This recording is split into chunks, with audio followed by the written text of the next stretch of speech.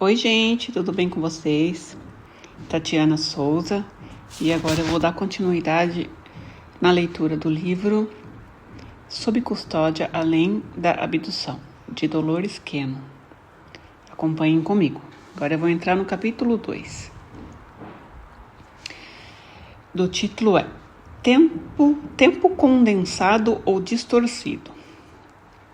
Muitos investigadores exploram casos de tempo perdido, nos quais se passaram várias horas de maneiras inexplicáveis, sem que a pessoa percebesse o lapso.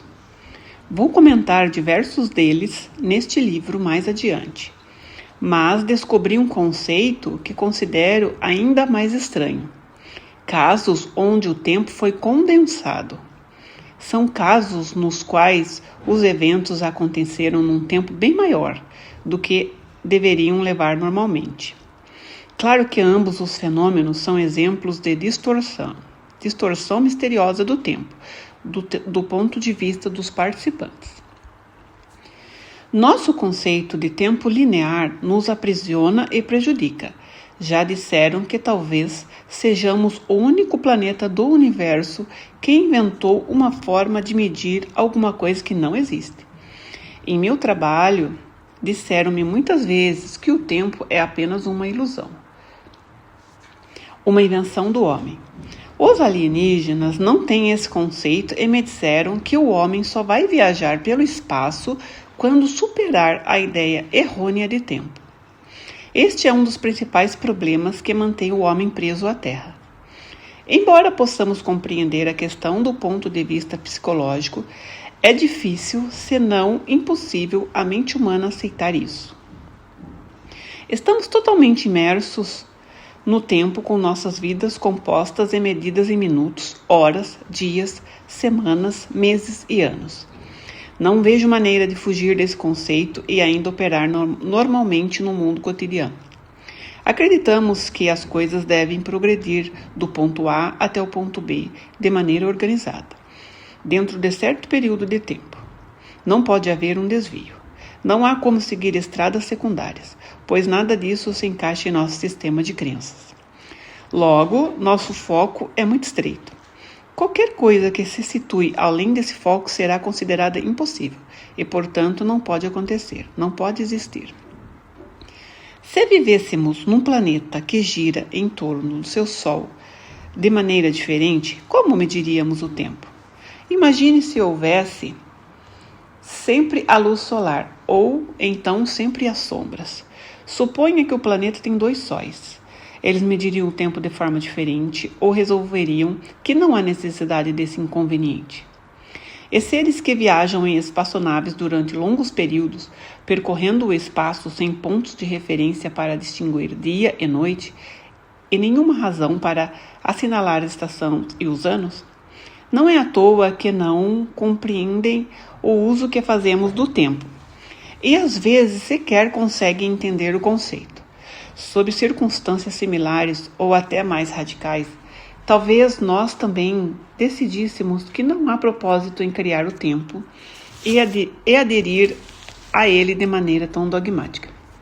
Sem restrições, eles têm tido liberdade para descobrir outras dimensões e planos de existência, oculto a nós em virtude da nossa rígida estrutura de tempo. Tendo feito essas descobertas, eles encontraram maneiras de desmaterializar e rematerializar qualquer coisa que queiram transportar. Eles conseguem penetrar e percorrer fendas e fissura para outras dimensões, com a mesma facilidade com que caminhamos por uma porta. Naturalmente, podem estar fazendo isso antes mesmo que nossos ancestrais fossem morar em cavernas, e nós teríamos de correr muito para chegar onde estão. Mas nunca iremos encontrar essas fendas se não removermos os tapa-olhos que nos dizem que isso é impossível. Se outra espécie humanoide descobriu o caminho, então isso também é possível para nós. Se eles têm nos transmitido mentalmente informações de que precisamos ao longo de éons da nossa existência, é possível que neste momento estejam tentando transmitir o segredo das dissoluções das barreiras do tempo, mostrando-nos onde ficam as portas douradas. Parece haver muitos conceitos metafísicos que são facilmente compreensíveis para os alienígenas, mas quase impossíveis para o ser humano. O investigador prático quer que tudo se mantenha simples. Se não dá para ver, medir, tocar ou dissecar, a coisa não existe. Ele se sente mais à vontade com o conceito de viajar a milhões de quilômetros por hora para atingir a estrela mais próxima, procurando desenvolver uma fonte de combustível que possa utilizá-lo. Para ele, é muito mais difícil compreender o conceito de viajar através do poder mental, entrando e saindo de dimensões. A solução para o enigma dos OVNIs não é simples. Quanto mais nos aprofundamos no enigma, mais complicados e mirabolantes são os conceitos. Talvez seja por isto que não nos deram essa alternativa até agora. No passado, as mentes humanas teve de se acostumar com alienígenas viajando em OVNIs de maneiras que podíamos compreender. Por exemplo, usando algum tipo de fonte convencional de combustível para superar a velocidade da luz, a fim de obedecer às leis da física, tal como os nossos cientistas as compreendiam. Ao longo dos anos, deram-nos informações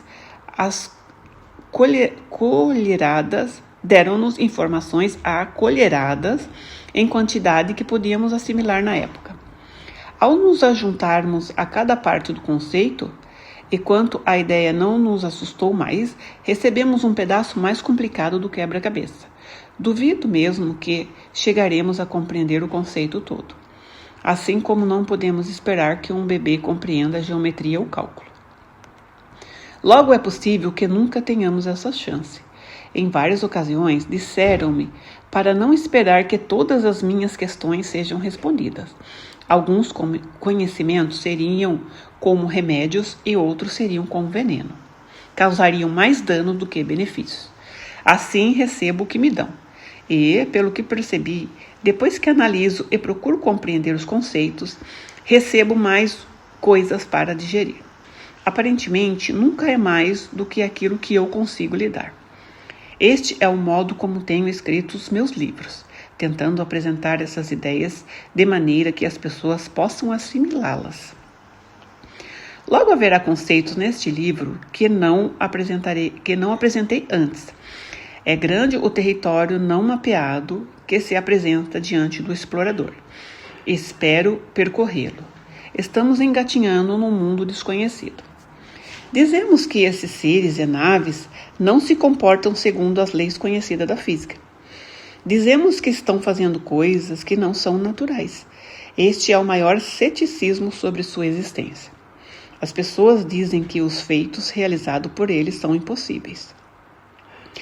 Creio que iremos descobrir que não são fenômenos contrários à natureza, mas naturais.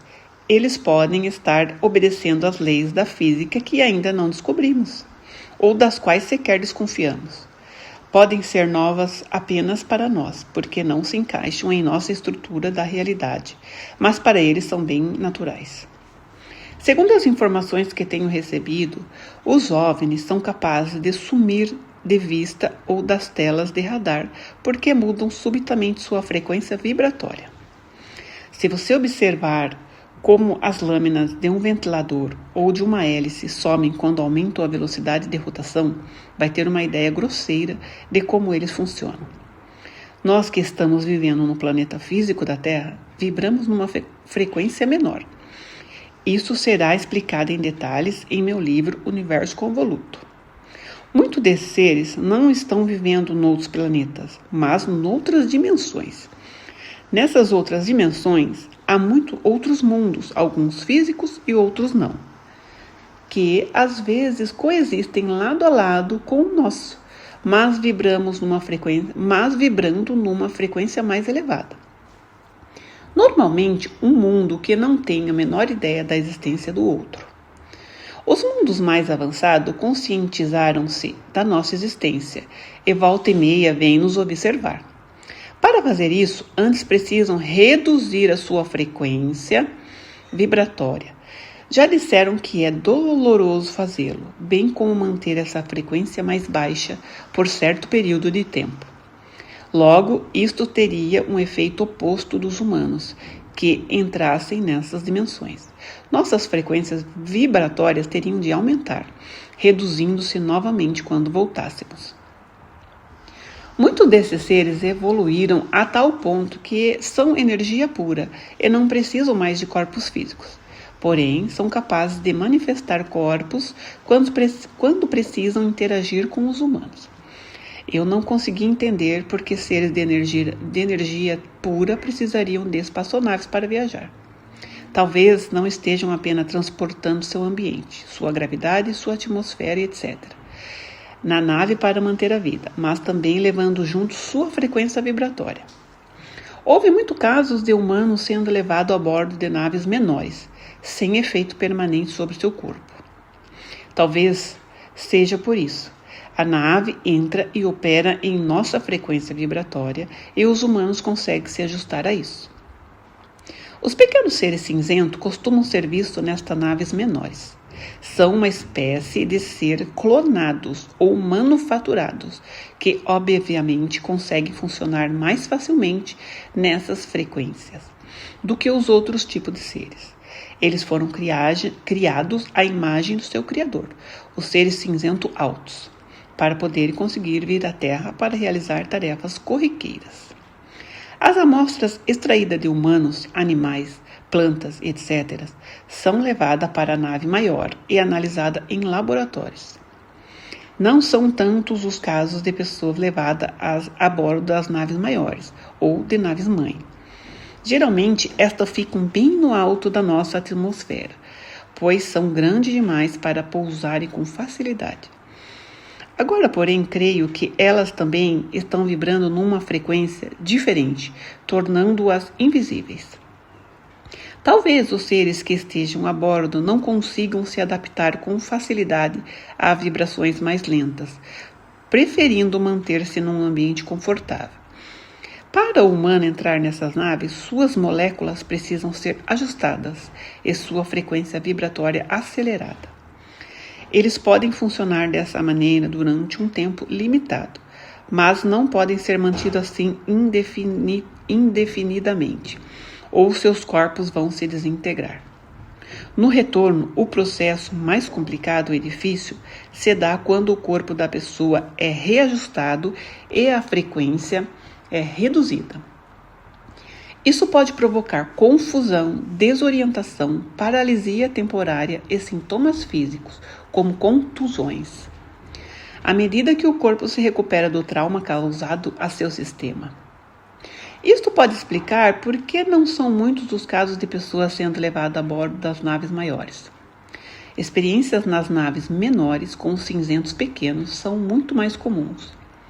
Talvez a pessoa comum não consiga se ajustar às mudanças físicas necessárias para a experiência. Em 1998, o último norte-americano voltou à Terra da missão conjunta com os soviéticos a bordo da Estação Espacial Orbital Mir. Ele disse que o maior ajuste foi acostumar-se com o peso opressivo de seu corpo físico após ficar sem peso durante um longo tempo. As sequências de tempo perdido nem sempre são o que aparentam ser.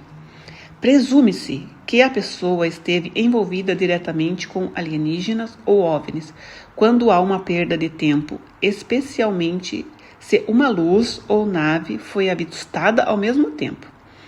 Descobri que nem sempre é esse o caso. Muitas vezes a pessoa simplesmente bloqueou uma experiência desagradável ou traumática em sua mente, sem ter nenhuma relação com alienígenas. Esta informação pode ser obtida com precisão quando o transe é profundo, o suficiente para se manter contato direto com a sua mente subconsciente. Ela contém todas as memórias e vai relatar aquilo que realmente aconteceu, sem a interferência da coloração emocional da mente consciente. Sempre digo aos investigadores para não tirarem conclusões precipitadas quando os investigados falam de tempo perdido ou de quaisquer experiência que pareçam se encaixar nesse padrão, Procure sempre a explicação mais simples antes de passar a mais complexa. Em muitos casos, a explicação simples é a resposta. Por algum motivo desconhecido, algumas pessoas preferem a resposta mais complexa para explicar eventos em suas vidas. Eu passei pela experiência de tempo perdido, por isso devo ter sido levada a bordo de um OVNI. Por algum misterioso processo psicológico, este raciocínio abstrato é mais fácil de se aceitar do que outro mais mundano, porém desagradável. Num dos casos que atendi, o homem perdeu claramente algum tempo e o fato envolveu mesmo um contato com alienígenas. Mas foi o caso de estar no lugar errado e na hora errada. Tom queria explorar um período de tempo perdido que havia acontecido com ele em 1972 em Massachusetts. Algo que sempre o incomodara. Ele fora a uma reunião de negócios na casa de um cliente. Havia outras pessoas presentes e foi servido um belo jantar. A noite avançou e acabou ficando tarde, e uma das mulheres convidou-o para passar a noite em seu apartamento, em vez de voltar à sua casa numa cidade próxima. Enquanto a mulher dirigia naquela noite, Tom lembrou-se de ter visto uma luz forte no céu, acima de algumas árvores. Isso pareceu deixá-lo nervoso. Ele não se lembrou de mais nada até acordar na manhã seguinte, no apartamento dela. Ele não havia consumido drogas ou bebidas alcoólicas e nunca conseguiu explicar o tempo perdido. Pouco depois disso, a mulher se mudou e ele nunca descobriu para onde ela foi. Lembrava-se dela como uma mulher um pouco estranha. Não era muito amigável e nem muito comunicativa. Sob hipnose, ele voltou à cena, lembrando-se da data exata da ocorrência e descrevendo a deliciosa refeição. Forneceu muitos detalhes que sua mente consciente havia esquecido. Muitos que não eram relevantes para aquilo que estávamos procurando, mas mostrando que todas as informações estavam lá, disponíveis imediatamente. O nome da mulher era Stella, e ele disse que o carro dela era um Pontiac Firebird novo, de 1972. Era quase meia-noite quando percorri uma estrada secundária até o apartamento dela e ele relatou sua conversa descompromissada. Então viu o que achou que fosse um meteoro ou uma estrela cadente, com o canto dos olhos. Observaram enquanto a luz no céu ficou mais intensa, parecendo aproximar-se deles. Subitamente o motor do carro morreu e o carro parou bem no meio da estrada. Stella ficou apavorada, mas, curiosamente, Tom reagiu de forma diferente. Subitamente sentiu-se muito cansado e adormeceu. Com certeza não era uma reação normal. Eu sabia que seu subconsciente ainda estava em vigília, e eu poderia lhe fazer perguntas. Seu subconsciente me disse que tanto ele quanto Stella estavam dormindo, e uma luz brilhante cercou o carro, passando por todas as janelas. As portas do carro se abriram e seus corpos adormecidos foram removidos do carro. Perguntei quem os havia retirado de lá. Eles se pareciam com pessoas. Um sujeito tinha cabelos castanhos e um outro aloirado. Eles nos tiraram do carro e examinaram o interior do veículo. Depois olharam para nós. Eles têm uma coisa que seguravam sobre nós, e depois puseram-nos novamente no carro. Ele disse que eles mantiveram seu corpo inconsciente em pé e passaram um instrumento sobre o seu corpo, de cima a baixo. O aparelho fazia um barulho de estalidos enquanto o manobravam. Presumi que ele seria pesado para ser erguido daquela forma. Ele disse que provavelmente era, mas que fizeram isso com pouco esforço. Eu lhe pedi uma descrição do instrumento. Ele parecia fino como uma antena de televisão, com 30 a 35 centímetros de comprimento, e espirais de fios à sua volta. E emitia lampejos de luz, como um verde neon ou um azul arroxeado. As cores cercavam o instrumento quando era passado sobre uma pessoa. E eu ouvia estalidos, porém não sei para que serve. Então eles foram postos de volta no carro. Agora o motor funcionava e eles voltaram à estrada. Os homens e a luz sumiram. Stella disse: puxa, devo ter dormido alguns instantes. Acho que estou mesmo cansada. Tom também sentiu que tinha adormecido. Então Stella olhou para o relógio e ficou espantada ao ver as horas. Meu Deus, 2:30? Não saímos de lá à meia-noite? Bem, não sei. É melhor irmos em frente. Ambos deixaram de lado a sensação enquanto se dirigiam ao apartamento dela. Tom sentiu-se muito cansado e esgotado, como se sua energia tivesse sido drenada. Ele ficou sonolento pelo resto da viagem. No apartamento, ela lhe pediu que ficasse quieto para não acordar os vizinhos. Ela lhe mostrou o quarto de hóspedes e ele caiu na cama. Não se lembrou de mais nada até o telefone acordá-lo na manhã seguinte. Perguntei ao seu subconsciente se ele conhecia o motivo para o exame com aquele instrumento estranho.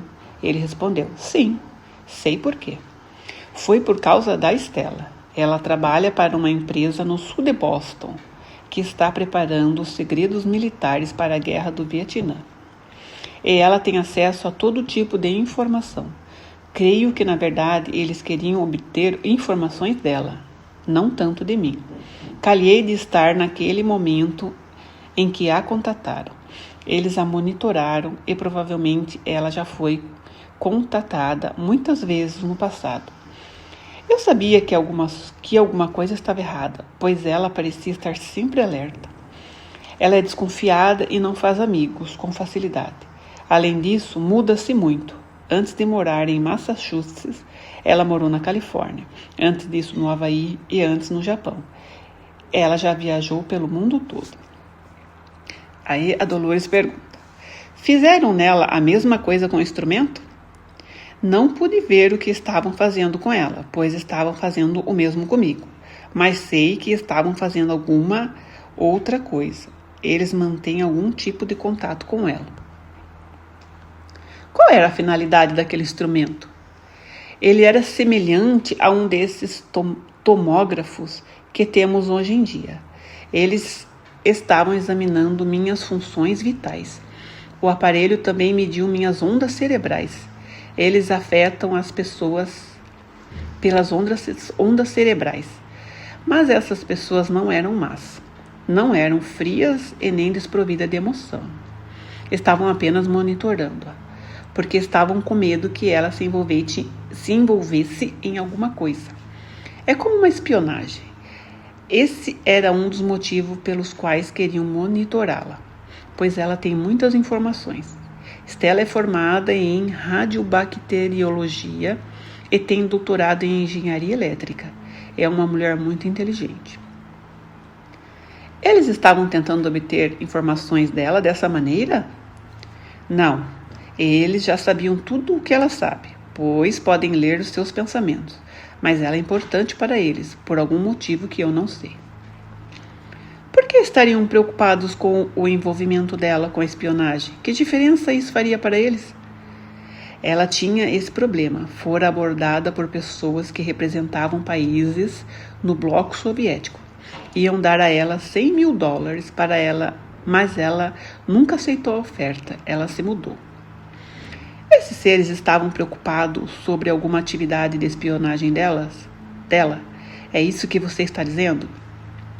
Não, eles não estavam preocupados com espionagem ou coisas do tipo. Ela é uma das pessoas que eles monitoram, só isso. E ela tem acesso a todo tipo de tratado científico e coisas desta natureza. É por isso que ela é monitorada. Esta informação que você está me dando é algo que você já sabia ou algo que acabou de descobrir? Bem, eu sabia que ela era formada em curso superior e sabia que trabalhava para uma empresa perto de Boston. Também sabia que tinha alguma coisa a ver com engenharia elétrica. Não sabia que estava envolvida com espionagem. Então, esta é uma coisa que você está descobrindo agora a respeito dela e que você não sabia naquela época. Sim, Ela ficou muito incomodada com todo esse monitoramento e é por isso que ela viaja pelo mundo todo. Está tentando se afastar deles. Ela foi embora pouco depois disso. Creio que se mudou de Massachusetts, pois não consegui mais entrar em contato com ela. Então você nunca mais a viu? Não, ela teve de ir para pausa e depois surpresa. Houston? Stella foi transferida para Houston? É por isso que foi embora. Certo, você teve alguma outra experiência como esta depois daquela data, com luzes ou algo assim? Não, nunca mais. Essa foi a única vez. Achei isto interessante, pois foi um caso de tempo perdido no qual o envolvido não era objeto da atenção dos seres. Havia bastante espaço para a fantasia, caso o sujeito tivesse essa tendência, mas o incidente não se concentrou nele. Além disso, é interessante ver que ele nunca teve um incidente similar. Se estivesse imaginando coisas, poderia ter expandido a história com facilidade. Na verdade, porém, não houve elaboração.